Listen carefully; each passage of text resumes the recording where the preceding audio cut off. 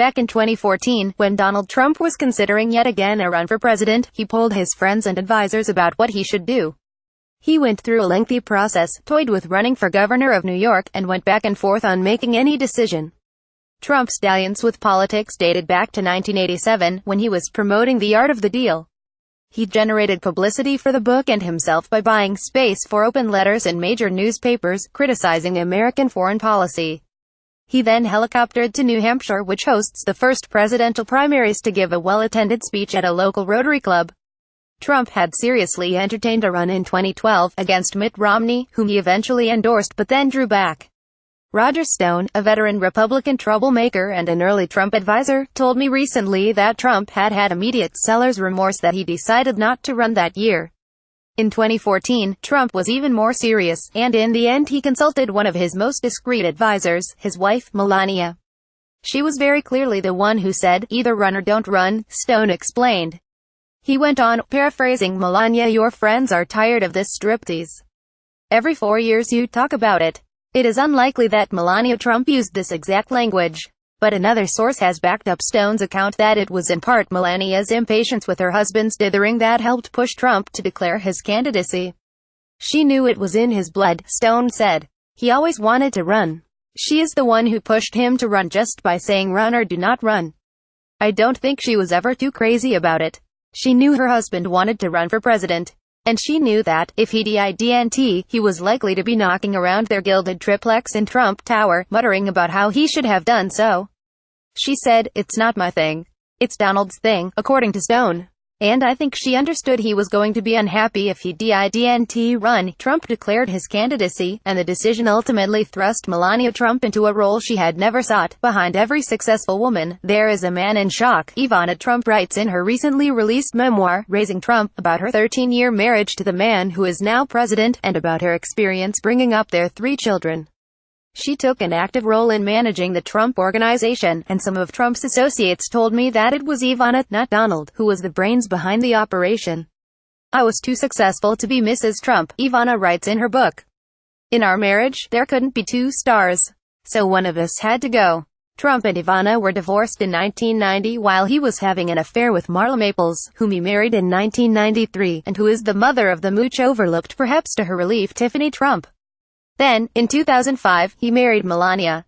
At a party in 2015, Ivana Trump was overheard talking about her ex-husband's prospects as a presidential candidate. According to the New York Daily News, Ivana scoffed, "Yes, but the problem is, what is he going to do with his third wife? She can't talk, she can't give a speech, she doesn't go to events, she doesn't seem to want to be involved." Melania Trump is an unusual first lady. She is only the second FLOTUS in history not to have been born in the U.S. The first was Louisa Adams, John Quincy's wife, who was born in England. She is the only one to have been raised in a communist country. She is the only first lady to delay moving with her husband to the White House, in her case, until 5 months after the inauguration. She is the only one to be the third wife of a president, and the only one to have ever posed nude for published photographs. She is fiercely protective of her son, but, unlike other first ladies, the mystery around her day-to-day movements gives rise to rumors that she spends less time than is typical in the White House. To understand the First Lady and her East Wing operation, I spoke to current and former White House staffers, including former East Wing advisors, as well as friends and advisors to Melania and Donald Trump. Melania Trump declined requests for an interview, as did her press secretary. Taking stock of her role as First Lady is an exercise in subtraction. What she does not do is almost as telling as what she does. Her East Wing remains sparsely inhabited. There may never have been a First Lady less prepared for or suited to the role. This isn't something she wanted, and it isn't something he ever thought had win, one longtime friend of the Trumps told me.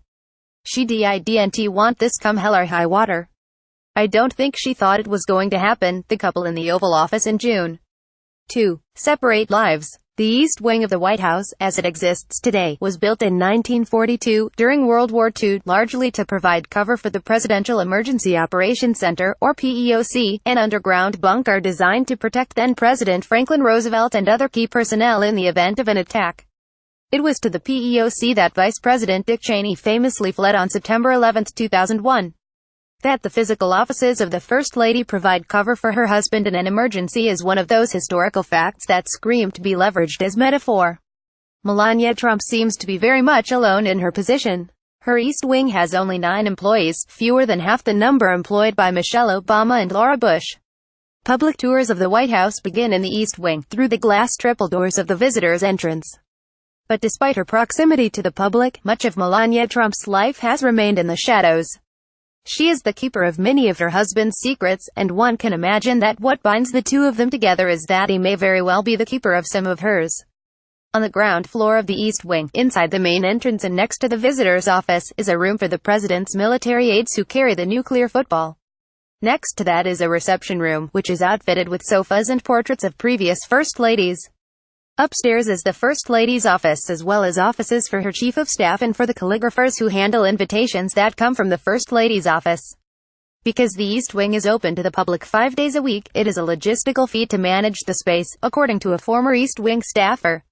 Morning tours start at 7:30 a.m. and, depending on the day, run to either 11:30 a.m. or 1:30 p.m., at which time the executive residence staff flips the house, closing out the public tours and preparing for whatever official events will take place in the East Wing. During the transition, according to a former Obama advisor, East Wing personnel sat around waiting for the phone to ring. "We really had very little to do," this person said. Melania and her son, the youngest Trump child, Barron, did not move into the White House until June, when the school year for him came to an end. They were accompanied to Washington by Melania's parents. 3 former Obama staffers told me that the permanent staff of the White House adores the First Lady. Part of the affection may be due to the fact that, unlike the Obamas, Melania is accustomed to dealing with the staff. She also seems genuinely thoughtful in her everyday interactions with them. Allies defend her early tentativeness as simply a matter of taking time to find direction. But it is hard not to see it as discomfort with her position. Whatever her strengths, Melania is not a skilled communicator. Her English is imperfect, and she has never sought a high profile in public life outside of her modeling years. In New York social circles, she was hardly a fixture, unlike the much more public Ivana Trump. Some of her philanthropic activities from her life in New York: Boys Club of New York, the American Red Cross, Love Our Children USA, the American Heart Association are outlined in her White House biography. The list of them on the White House webpage comes after a list of her magazine modeling covers. Friends say she is slowly warming to the job. But she has had to state so frequently that she is independent from her husband that it is hard not to see her as distancing herself from his positions, or even from him. That is not to say that she has ever taken any proactive stance against him. An immigrant herself, she never found a voice to stand up for the immigrants that Donald Trump was bashing. A First Lady has always been able to choose the cause that will occupy some of her working hours. For Michelle Obama, it was childhood obesity and girls' education. For Laura Bush, it was literacy. Stockard Channing's First Lady, Dr. Abby Bartlett, on the West Wing, volunteered in a clinic in an underprivileged neighborhood in Washington, D.C., giving vaccinations. For Melania Trump, the cause of choice is, improbably, cyberbullying. It has become almost too easy to point out the irony, given her husband's habit of using Twitter to bully not only political opponents but also members of his own party and even his own cabinet. Cyberbullying cannot have been Donald Trump's idea. It's unlikely but possible that she chose the cause by way of trolling her own husband. "Wouldn't that be great?" one former Obama advisor commented. Video CEOs react to Trump's art of the deal in Melania's East Wing. Staff offices are somewhat drab and governmental until one ascends the stairs to the First Lady's domain. Then it's absolutely stunning and gorgeous, one recent visitor, a longtime family friend, told me. It's a corner office, very elegant, with antique furniture. This description contrasts with what the former East Wing staffer told me about Michelle Obama's office, that it was very warm, and in some ways very casual. On the same floor are the offices for Melania's Chief of Staff and Deputy Chief of Staff. So ignorant was Donald Trump about the job he was about to take that he believed he would inherit a government with every position filled. Hundreds of key posts remain open. Melania Trump did not name a Chief of Staff until February 1st, when she selected Lindsay Reynolds, who had worked as Associate Director for the White House Visitor's Office in Laura Bush's East Wing. The unhurried timing of her choice was chalked up to her being thoughtful about the selection. The longtime family friend of Melania's told me that in the aftermath of a political campaign during which Barron's father was heard bragging about assaulting women, and photos of his mother naked appeared on the cover of the New York Post, Melania has been interested mainly in sheltering her boy from an unfriendly environment in Washington. Melania has also confided to the longtime family friend that she is unnerved by the constant Secret Service detail. She was accustomed to drivers and security, but now you have the Secret Service outside your door, the friend told me. She didn't want this come hell or high water, says a longtime friend of Melanias. But there may have been other reasons why Melania delayed moving to Washington. After the release of the famous Billy Bush tape, it was almost conventional wisdom that Melania was going to leave her husband. One need not conduct too extensive a Google search to find rumors of an impending divorce. And one can find rumors about much else. Something about the relationship between Donald and Melania Trump, due in part, perhaps, to the fact that even the most ordinary elements of it have been shrouded in secrecy, seems to get the internet going. An internet rumor that went viral, this one based on a photograph of the president standing next to a woman in sunglasses whom he referred to as his wife, argued that the real Melania had been replaced by a body double. Despite suggestive public evidence, frowns during the inauguration ceremony, a wooden posture during the inaugural balls, and more than one video clip showing Donald attempting to hold his wife's hand only to be swatted away, Melania's friends are divided when it comes to how she feels about her husband. One told me that it is old news that she and her husband live essentially separate lives. And how does he feel about her? The time the couple spends apart may be one reason for Donald Trump's poor behavior. The one who has the most control over Donald is Melania, 100%, says Thomas Barrack Jr., one of Trump's oldest friends. And he listens to her and adores her. 3. The Oval Office. What does Melania do with her days? In September, almost a year since the election, she gave her first public comments in her long-awaited anti-bullying campaign when she visited the United Nations and hosted a luncheon for the spouses of world leaders at the U.S. mission to the UN. By our own example, we must teach children to be good stewards of the world they will inherit, she read haltingly from the teleprompter. We must remember that they are and listening. As adults, we are not merely responsible. We are accountable. Melania, in a $3,000 neon pink Del Pozo dress, delivered her comments during the same trip to the UN in which her husband called Kim Jong-un Rocket Man and threatened to totally destroy North Korea. Compare Melania's schedule with the push-ups Michelle Obama did with Jimmy Fallon and her repeated appearances on The Ellen DeGeneres Show and many others, or with Laura Bush's launch of the first National Book Festival in 2001. Hillary Clinton, much to the detriment of her popularity ratings, threw herself into a contentious healthcare debate. Barbara Bush supported the Equal Rights Amendment, putting her at odds with the conservative wing of her husband's political party. Melania has always been a private person, according to friends. She was born Melania Naves in 1970, in a small town in Sevnica, Slovenia, when it was still part of Yugoslavia. Her parents, Amalija and Victor Naves, led a privileged life compared with their peers. Amalija, a stylish woman who grew up on a farm, had a career at a clothing factory, while her husband, Victor, a member of the Slovenian Communist Party, sold cars for a state-owned automobile company. Melania's parents relocated to the United States to live in Trump Tower. They're close to Baron, their grandson, who speaks Slovenian as well as English. He has an accent, Larry King asked the Trumps in 2010, when Baron was just 4 years old. Melania's parents spend time in the area where Baron attends private school, according to a former West Wing aide. The idea is presumably to provide Baron with the kind of stability the Obamas sought for their daughters by inviting Michelle Obama's mother, Marian Robinson, to live with them in the White House. The aide also told me that since Melania moved to D.C. her focus has been on Baron's school. I think it would be better for Trump if she were around more, the former aide said. But an East Wing aide told me that, aside from her son's school events, Melania does not spend much time away from the White House. She has not always been a political asset. Melania burst into the political news in 2016 when an anti-Trump super PAC featured a photo of her from the January 2000 British GQ, lounging naked on for aboard Trump's private plane wearing only handcuffs and diamonds. Later in the campaign, the New York Post published nude photos of Melania, from her modeling years, on the newspaper's cover, with the headline "The Oval Office." Jason Miller, the senior communications advisor for the campaign, called the photos a celebration of the human body as art. She seemed unprepared for some of the scrutiny leveled at her, as when she wore 4-inch stilettos on her way to visit storm ravaged Texas in the wake of Hurricane Harvey, or when she dressed in a $51,500 Dolce & Gabbana flowered coat on a trip to Italy. On the Trump's visit to Israel in May, Sarah Netanyahu was overheard by a local broadcaster comforting Melania with these words, "You know, in Israel all the people like us. The media hate us, but the people love us." Like you. Still, on that same overseas trip, it was Melania who received the warmest reception from Pope Francis, whom Donald Trump has called disgraceful. Francis had only kind words for Melania. He asked her if she fed Trump polic, a Slovenian nut bread, possibly referring to Trump's widening girth. He was very friendly with her and not with the rest of the family, someone briefed on the trip told me.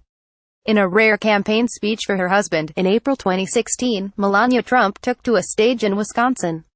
"It is wonderful to be here today with you and with my husband," she began. "I'm very proud of him. He's sick hard worker. He's kind. He has a great heart. He's tough. He's smart. He's a great communicator. He's a great negotiator. He's telling the truth. He's a great leader. He's fair." According to Donald, Melania wrote that speech herself. She seems to have since elected to use a speechwriter for those occasions when she makes public comments of any kind, in person or in writing. In one recent instance, she tussled with her husband's first wife, Ivana Trump, who was promoting her book. In an appearance on ABC's Good Morning America, Ivana said that, while she has a direct private number for the White House, she doesn't call her ex-husband, because Melania is there, and I don't want to cause any kind of jealousy or something like that. She went on, because I'm basically first Trump wife, okay, I'm first lady, okay. It was a fairly lighthearted comment. Melania elected to respond through her communications director, who issued the following statement: "Mrs. Trump has made the White House a home for Barron and the President. She loves living in Washington, D.C., and is honored by her role as First Lady of the United States. She plans to use her title and role to help children, not sell books." The Trumps make their way to Marine One last July.